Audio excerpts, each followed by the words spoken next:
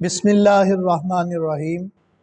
عن نبی ہریرہ رضی اللہ تعالی عنہ عن النبی صلی اللہ علیہ وسلم، حضرت ابو ہریرہ رضی اللہ تعالیٰ عنہ سے روایت ہے، قال، حضور نبی پاک صلی اللہ تعالیٰ علیہ وسلم نے ارشاد فرمایا، اجتنبوا سبع الموبقات، 7 بڑی مہلکات سے بچو۔ قالوا یا رسول اللہ ما ہن،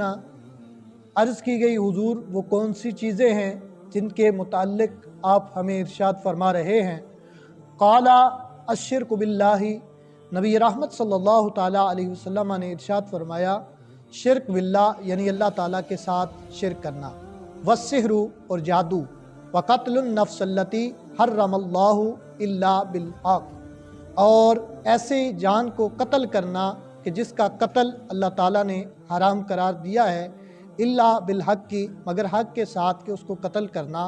یہ حق بجانب ہے، وَأَكْلُ الرِّبَا، اور سود کھانا، وَأَكْلُ مال الیتیم، اور یتیم کا مال کھانا، وَتَوَلِّ یوم الزحف، اور جنگ کے دن پیٹھ دکھانا، وَقَذَفَ الْمُحْصَنَاتِ الْمُؤْمِنَاتِ الْغَافِلَاتِ، اور باپردہ اور مومنات اور بے خبر عورتوں پر زنا کی تہمت لگانا۔ اس حدیث پاک کو صحیح البخاری کے اندر 2 جگہ پر، صحیح مسلم کے اندر